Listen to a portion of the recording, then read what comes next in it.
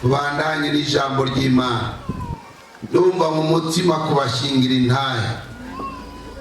Nibaza ko mutanzi imuzi ni Imana yankuye mwumva uko nyene gusa o karori ego birakwiye ko mumenya muti urya mugabo yavuye aha.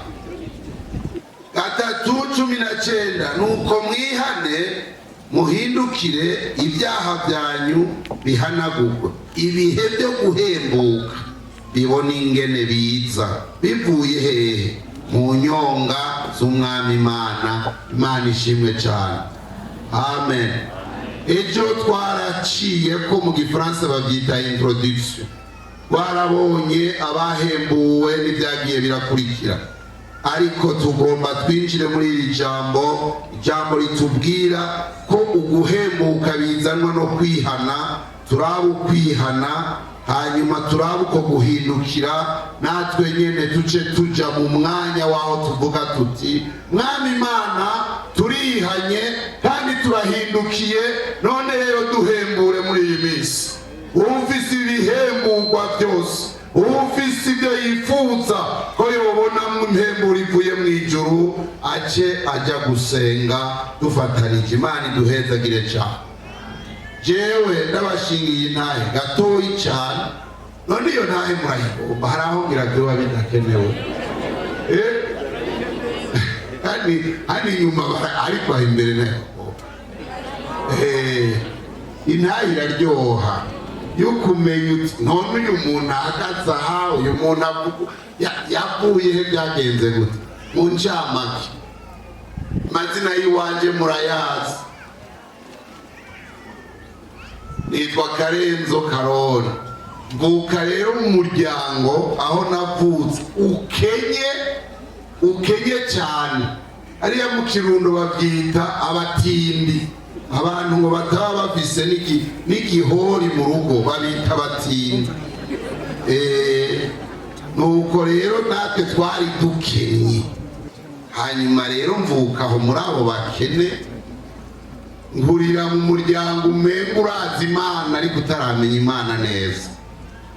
Dukenye baragenda kuraguza bavuye mu rusengero, akazana imiti, imwe ikaba mu nzu iyindi ikaba hanze. Nkurira ngaho Imana irakunda ko mvuka ko nkura. Hanyuma rero ndiga amashuri anyorohera, muri ibyo by'ishuri binyorohera. Hanyuma rero ndagenda mu buryo bw'ibyigwa, ndaheza primaire. Igihe kimwe turasamazwa n'umuhungu umwe, tugeze mu ya gatanu tunanirwa turi benshi. Hanyuma rero nakukurikira papa arambarira tumviriza rero, naguze igipanga, naguze n'isuka, ugende kurima, urabona amashuri ko yakunaniye. Rero umubanyi acaraza arantora, aranyandikisha mu ishuri, papa atabizi, arangurira amakaye. Hanyuma rero ndasubira ndiga ku ishuri, yamaze kwemeza papa ko yokwemera ko nosubira kwiga. Hanyuma ndarengana ako gace ka primaire, ndaja rero muri secondaire. Muri secondaire hanyaduka ko ibintu byo kumenya ishuri, ubu wa mbere uwa kabiri, mbonye mbaye uwa kabiri nararandarira, ikandyohera. Umwarimu ariko arigisha byarinjira n'ingoga, bica bimbera ubwibone budasanzwe, ubwishime bw'uko n'igitangaza, ubwibone bw'uko nzi ubwenge, bya biharuro bita matematike, ibyo bita fizike, amashimi, ibyo sinabanza gufata mu ikaye. Akiri ko arigisha byaca byinshi, mugabo murumva kaca karapanga wa mugwanizi arinjizayo akantu k'ubwibone kadasanzwe. Basi jewe muri secondaire nayize mu ishuri ya Lycée Rutovu. Rero ndagenda ndiga umwaka wa mbere, ubwo rero byari binyoroheye. Ashika mwaka ugira kabiri n'amanyama menshi, mwaka kuva ntanguye segonderi narasuzugura icitwa umupasitori, narakengera ibyitwa ngo ijambo ry'Imana. Ngaheza nkavuga nti mbega ko batazi ibinzi ibyo nabyo basigura babikura he? Aho rero nari gishiha nkarabira mu idirisha, mugabo hakaba ibintu mpindukira nkagaruka nkibaza. Haraduka abakobwa bafashwe n'abagore, hariho n'imisore. Abagore n'abakobwa ntimuhave mwisuzugura muri ibi mvuga, n'abasore n'abagabo barafatwa, bagaheza rero bagafatwa n'impwemu mbi. Rero tukagenda kurereka turi mu kiruhuko ingene abo bantu bamerewe. Hariho umwungere wa mbere bamwingira muramuzi, yabaye umwungere wa mbere w'ishengero ry'igishiha yitwa Petero Ndirabika. Yarehangira ngo namwebwe murabibona, yari mugufi cyane. Rero hariho umwarimu twabana hepfo yacu, niwe yari mwarimu kuri iyo misiyoni. Rero akama ari wahangayika ariko arasengera abo bantu baza, natwe tukarorera.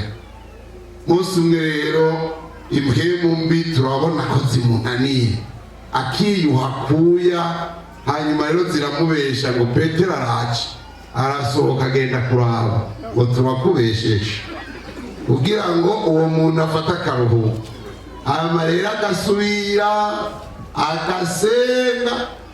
Petero nk'uko zabivuze arashika, zimwumvise akiri hariya ngo ka kagabo kagufiya karaje turayabonye. Atarashika mu muryango agaheza agakankama, zikaca zisohoka, ukabona umukobwa aguye hasi. Hanyuma rero akamusengera mwanya muto akabohoka, bakaza n'uwundi akabohoka. Ngo bikantera kwibaza, none ni bwa bwenge bize, none ko ntazi n'ishuri boba bafise, ibi bintu nabyo babikura he? Icyo rero kigatuma nibaza n'ubwenge mfise hariho akantu ntararonka. Aka kantu gatuma impwemu ziboroga nako ndaronka. Ako konyene rero kakantera kugira ubwoba mbonye pasitori asenda imiyaga, pasitori ashobora kuvuga mu ndimi. Ibi ni ibiki? Ndondera Bibiliya ndasoma cyane cyane iki gitabo cy'ibyakozwe n'intumwa naragisoma cyane, mugabo nkagisoma mu buryo bwo kurondera aho bavoma ubwo bushobozi, kuko icyo nicyo nabona bansumbije. Naye ahandi naravuga ngo nta na primaire bagira, segonderi igifaransa ntibavuga, wabagize icyongereza, shimi, fizike. None ibi bintu bahagarika abantu babikura he? Rero muri ako gakengere karambanye ingorane. Ngiye mu y'12 naherutse ndiko ndigisha abandi, cyari ikigwa cya shimi, uca dukora ikibazo cy'ubwenge buca buradegera ndasara, ndirukanga.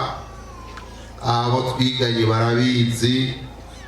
Rero baramboha, arambwiye yuko nahora ntatanga kubita abantu, kugira ngo sinzi jewe aho ngeze abasazi baca baza mu bikorane, sinzi gahafata umusazi yoba yaje.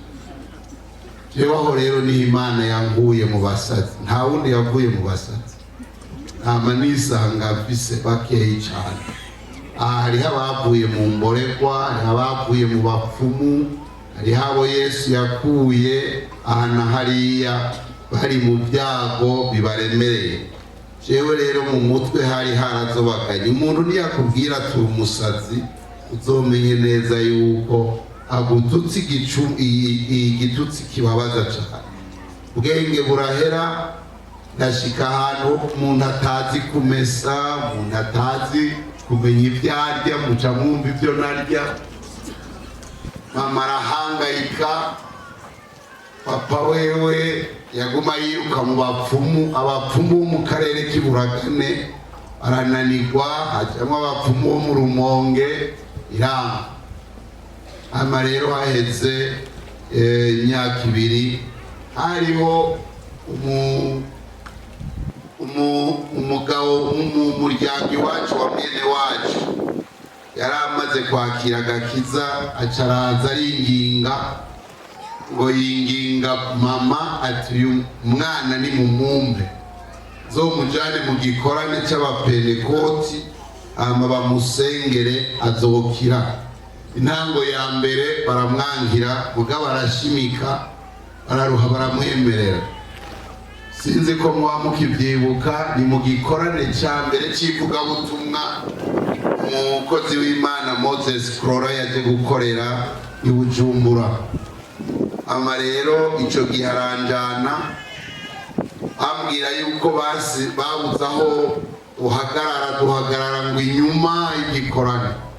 Musi wa mbere wa kane barasengera abagwaye sinakize, barasengera abagwaye ku munsi wa gatanu uyu munsi sinakize, ariko kudakira ntibisigura ko Imana itabiriko irakora. Hariho ibisigo bishonga canke ingorane mu muntu zishonga nka kurya ibuji igenda ishonga, uko ubushobozi bw'Imana bwurukira kuri ico kintu. Hama rero ku munsi wa gatandatu jewe numvise umuyaga bariko barasenga. Hama rero nca mbona ndahantu mu gikorane nca ndahora. Mugabo arahindukira arambaza ati wumva wakize? Umutima ntibasha nomubwira ko hari ibyo numvise abaporoti boca bishima. Ndahora turataha, twaba ahantu yitwa mu Bwiza. Ama rero ukuntu twatashe bimuha kubona ko hari ikintu cakoretse. Ama rero turashika, ishitse bimutangaza kubona natsa amazi yo kunywa nkayiha ntayasheshe, bimutangaza ingene ninjira mu cumba sohoka, utwo twose abandi bazi gukora badasara nkadukora neza. Aca aravuga ati yakize. Ama rero ubwenge bwagarutse mw'ijoro rikuze ndamunyiganza nturazi byabisabisho byangijije. Ngaho urumva sinari bwakizwe, sinari bwakira agakiza. Hama rero turataha, igikorane giheze kwa Mungu, dushitse muhira ndavuga nti ndagomba gusubira ku ishuri. Mama ntiyavyemeye, papa ntiyemeye. Hama rero barankundira mu kwezi kw'icenda ndasubira mu Rutovu.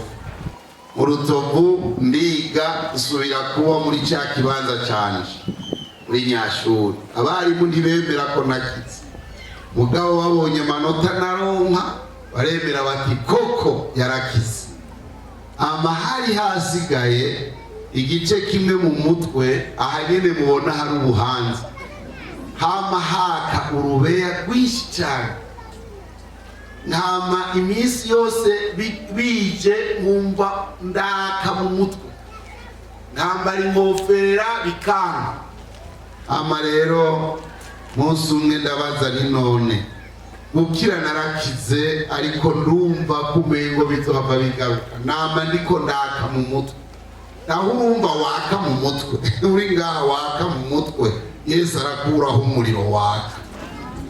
Yesu ashimwe. Ukize ibisazi wumva je no mwitiki no kubwira ni icyo ufise cyose, nkuko wenyine yavuze ngo abarushe n'abaremerewe bazi wanje ndagira gute ndabaruhura. Yaranduhuye bene data, ndakubashingira intahe ibidashobokera abaganga umwami Yesu biramushobokera. Ama rero ndagenda niga mu ndaheza, murumva nize scientifique.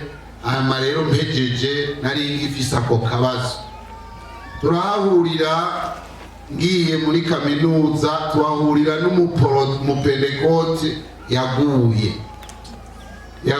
yari yarabyigeze.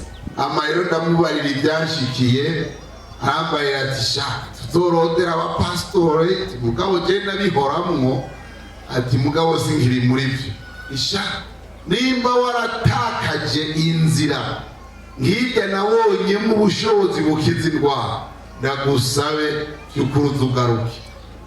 Rero ndagenda ndarondera yari ujya nyakwigendera umwungere Nikodemu, abazi Gitega baramwibuka.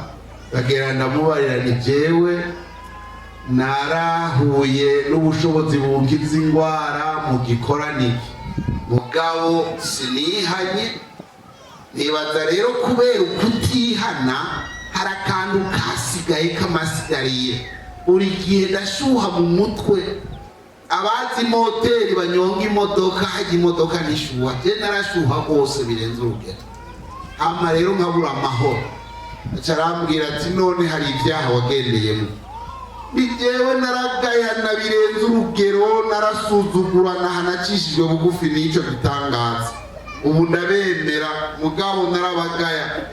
Nabijya nyine dukunigana nk'abasore, twaranigana tugatukana turagiye inuze impene, ibyaha nk'ibyo.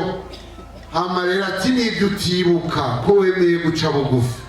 Yari umuntu mu butumwa no mu gusenga asenga yitonze. Ntiwanamenya ko hari ubushobozi buriko burakorera muri we. Yarakwegura, mwami Yesu uyu muntu mugirira ikigo. Wapfukanye ntiwokwizera ko hari icyo hose. Hari abakirisu bazi neza ko mu gukankama ariho hari ubushobozi. Ubushobozi buri muri Kristo Yesu, mu ijambo yahaye uriya mukozi hasokokayo ubushobozi. Mana ishimwe cyane, amen. Rero arambwira ngo ipfukama rero, mwami Yesu uyu muriro waka muri we ntudusubire wake, kandi ibyaha biri muri we byose ahanagurwe n'amaraso ya Yesu. Urakoze, amen. None aha biraheze, wamurira uraheze. Basi ndagenda mu kumusezera, arabona ko ata confiance mfise. Bayi mugabo sinizeye ko hari cyagize gute cyakoretse, uko abana b'abantu tugomba ngo tubone ibimenyetso ijana ku ijana. Naha turiko turasigura uri kurakira. Amen, amen. Murazi wa mugore yari afise icyago cy'ubutinyanka, agiye ku baganga bari baramumariye ku ibyiwe byose, ariko yigira inama ati ninakora no ku hariya ku mbuga y'impuzu ndajya gukira. Imigabo ufise mu mutima kuri Yesu ituma Yesu agukorera. Mana iduhezagire cyane. Rero sinasubiye kumva, urumva nihanye. Hanyuma ndasengerwa, ni ku ijambo ry'iki ryo kubona ibihe byo kugira gute byo guhembuka. Sinasubiye kumva umururumbo mu mutwe. Nari isigaje ikintu kimwe gusa nari narabonye mu bwana, bwa bushobozi bwakoresha wa mutamu umwungere wa mbere w'igishiro. Icyo rero nari ndagifitiye inzara n'inyota idasanzwe. Nari mfise icyago cyo kunywa inzoga. Inzoga rero igihe nariko niga aho nakize, turiko turajyana, nakize wa mururumbu, ukwezi kuraheza, amezi arakurikiranye. Mwami Yesu yahembuye iki umubiri wanje. Mana ishimwe cyane. Kandi nanjye nakoze iki, natuye ibyaha, nabyihanye, kandi umukozi w'Imana nawe yafashije. Hanyuma nsigaje kuronka mpwemu yera. Jademera kwiga igice n'ishengero ry'Igitega. Hanyuma rero muri icyo gice nkagenda ndiyandikisha, nkaheza nkanywa ibiyeri, hanyuma nkarya jojo, hanyuma nkagenda mwarimu akanyigisha, akigisha nanjye ntibashe. Naho wigisha sinzoheba inzoga kuko Imana yaremye amahonda n'ibigori ibizi neza ko tuzobinywa. Itururutse yonyene ngo inkure n'inyota y'inzoga ngo iyinyigishe. Oya, isi yose rero tukama dufise amajambo muri Bibiliya dushobora kwisunga ikana mu bugarire. Murabibona na mwebwe, twebwe tukahahindura ko cari kiboreza. Kubw'ivyo rero ikiboreza hano hariho abafise amajambo nk'ayo nari mfise, binywera akayoga baraha mu gikorane. Ngomba ndagushingira intahe kandi untize ugutwi, uhereye none nawe uhebe icitwa inzoga. Mani dufashe cyane. Umusirikare umwe w'umukoroneri yigeze kumbaza ati, none Gashara, wowe ko Imana yaguhaye agahera kuko ushobora kugura imivinyu n'inzoga, urekera iki kuyinywa?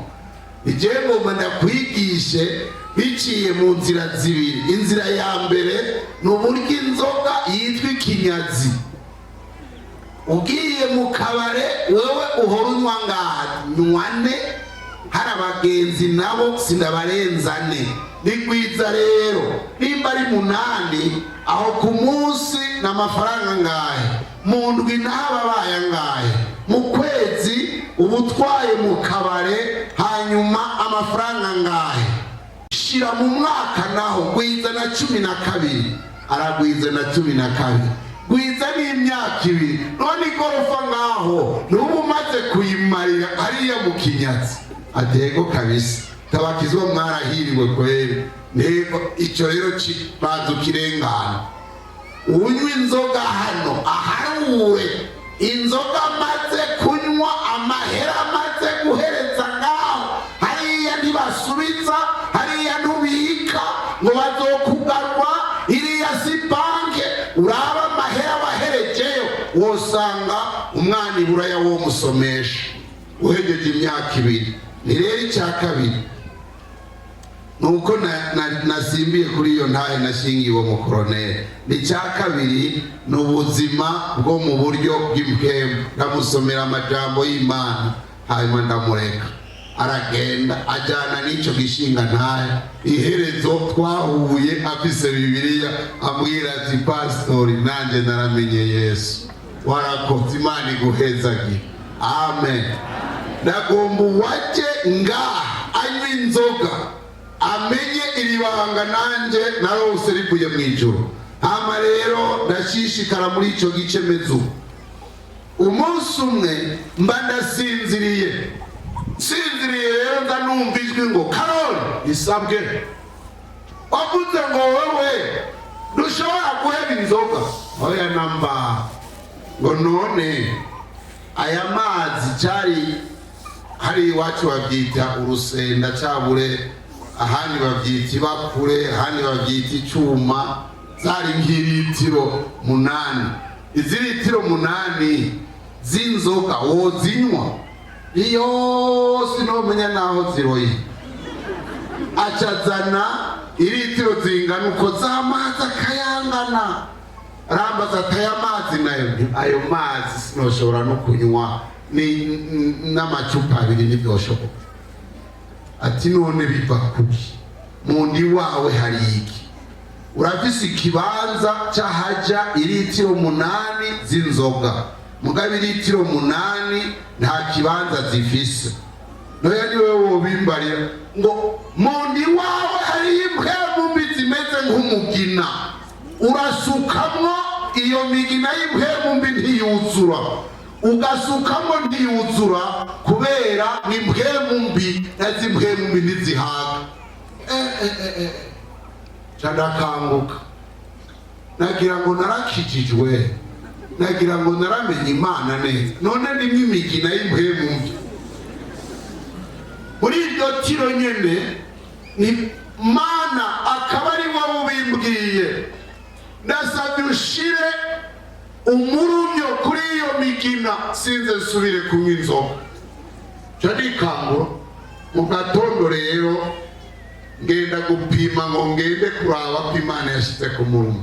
Duca mu kabare ngura ikiyeri ndacugurura nyamugore arakimpa ngiye gushira ku munwa ngira ngo murabyumva nahatswe ndibuka kugira ngo simpave nononera abariko baranywa nongera ndagaruka ngira ngo nivyanteye nongera ngo nsome papa budahwa ndasiga ngaho hanyuma ikindi gihe nongera ndapima nireka basifume nteramiraho ndagenda ndateramira aho bariko barazinywa naho nyene bimba ko nkuko nyene iminsi yose ndahaciye bikamera uko basha reka ngende rero ubu ndemeye Imana yarasize umurumyo ku migina Imana idufashe cyane uhereye ico gihe ntangura kugenda mbwira abanywenzoga ko muri bo habaye imigina y'abadayimoni iyo migina kwizobahezereza amahera n'amagara amahera niki n'amagara kandi ko ari kizira imbere y'Imana byeruye nshinga intahe mpagaze imbere yawo n'uyu munsi rero munywenzoga akira agakiza akira Yesu akura imigina y'abadayimoni banywa inzoga nico gituma unywa ntuhage iyo uborewe ahubwo nihugira ngo ni mu nyongere kubera iki habaye imigina y'abadayimoni niyikunyoteza hanyuma ukanyoterwa inyota idahera ibyawe bikazohera bihereye hehe hariya hanze umuntu agenda kwihagarika Imana idufashe cyane amen hanyuma yaho nja ndasenga Imana urakoze nari narivye ibitabo 120 mu Rutovu icyo gihe cyose nama nibaza ngo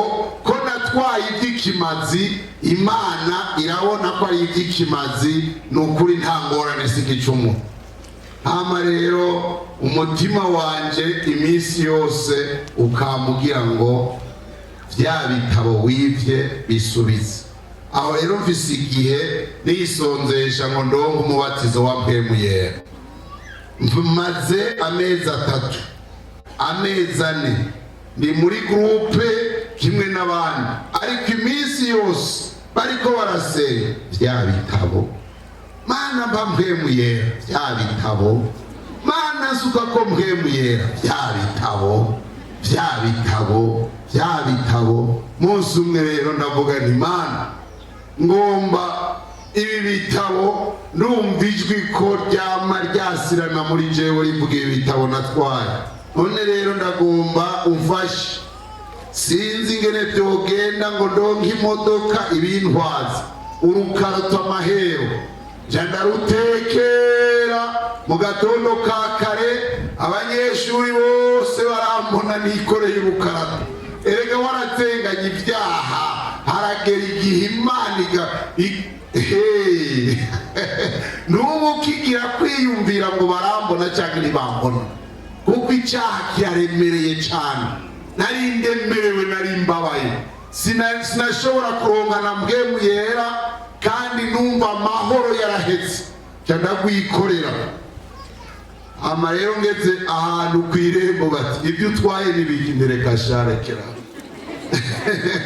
nije ndabizi ndagenda ngeze muri viri Gitega Mana ntabara none nzakurira imodoka ivuye Imana nyakuntu ugitegura umuntu yateguye n'ikindi nzambona imodoka yo kuri lise ya Rutovu ndayihagarika nzambona barahagaze ngukombiki no yasirifute ariko kandi nimba umuyobozi wo kuri lise yo mu Rutovu nagomba nkubwirire jewe ndumusuma n'ivyo bitabo 120 n'ivyo ubona ngaha nari mfise umugambi wo kubisubiza ngwe ibasha ndafashwa ugomba kubisubiza aho twibiwe ibitabo ugomba ubisubize ubaye umwe ashobora gusubiza none Imana iguhezagire mupagana arampezagire numva agacyo karaje numva agasho sinza kukajyamo ati zana iyo karato rero ndayitware hanyuma ndakwandikire ko ndose ibitabo 120, hanyuma nawe usinye yuko bisubije. Ca ndasinya ko gakaratasi narakabitse, nkama rero mvukamako ngarutse ibitabo ndabisubije, mwavyumvise. Hama ngafukamako, Mana hari ideni rindi risigaye, mpamwe yera. Niwe usigaye mw'ideni Mana, ntabara mbe muri buno bugaragwa, nta bushobozi numva mfise mu gusenga kwanje biracikagurika. None rero Mana ndagomba, urazi bimwe nabona kuri nawe. Hariho umuhungu yitwa Claude yarapfuye, yari umuntu afite buto mpemu yarakururuka kamugesho. Ntama rero usenga ni Mana impemu ya Claude aba ariyumpa. Basi haraheze umwaka n'inusu nsenga nisonzesha, naho rasengera mu Kinogo ahantu bakuye amatafari, navyuka mw'iryo saa 9 z'ijoro, hanyuma 12 muri Kabeho nkaba nicayeho ndondera iki mpemu yera. Umwaka n'inusu munsi umwe rero nicaye ku buriri ntangura kuririmba haleluya ijya nyine muhora muririmba, nja numva ubushobozi buranteruye, agatanda ndagasavya, cari igitanda c'icuma, ndaduga hejuru, aho ndiko ndasenga mu rurimi ntamenya, ndanezererwa, icumba cyose kiba nk'umuco, ngira umunezero ntigeze kugira. Hanyuma rero ndasenga, ntibyakunda yuko nshobora guhora. Abanyeshuri baba hirya no hino mu cumba, hafi y'icumba cyane, baraza gukomanga, bakomanze ndabumva, ndahora, ndagenda ndugurura. Bambonye bose baca basubira inyuma, bamuhanga uteye ubwoba. Ni biki wowe wavugije urwamo rwinshi, none ntuzi yuko mwebwe muri uyu munsi mufise icigwa? Nanjye ntoye icigwa narose gisumba kijya kurya mugabo. Amen, amen. Nari ndose iki? Umubatizo wa mpemu yera, nari nengesereye. Hanyuma yaho nahawe kuregwa, ushobora kujana n'ingabire zikomotse muri uwo mubatizo. Byarangoye cyane, byarangoye. Hageze ahantu duhuye n'umuntu ndamubwira ibyaha byiwe akaca yiruka, n'isahizi naho wabikoreye. Hama rero umutama Nikodemo arambwira ati, mbega wewe warose ubushobozi gusumba ubwa Yesu, aho ugenda uranyirukana. Yesu yicarana nawe, emera kurya urutsinga rw'umuyaga nkuba barukingiza akantu k'agashati umuntu akarukorako, kandi rugashobora gutanga umuriro wo guteka n'uwampure n'ukwatsa kariya buto ariko ari umuyaga nkuba mwinshi. Emera Yesu agufashe. Yego kweli nifasha. Hariho umupastori umwe byari byaragoye, niwe Pastor Nikodemo yafatiyeko. Uwo mupastori yari yarasambanye, hanyuma yaraguye muri icyo cyaha, acaguma muri ibyo bikorwa. Rero namunangiye ko nkavuga, urabona wabikoze umwaka uyu n'ukwezi kunani uracyakaze. Mani dufashe cyane kumenya ingene ushobora gukorana na mpemu yera. N'iyindi shuri bantu b'Imana.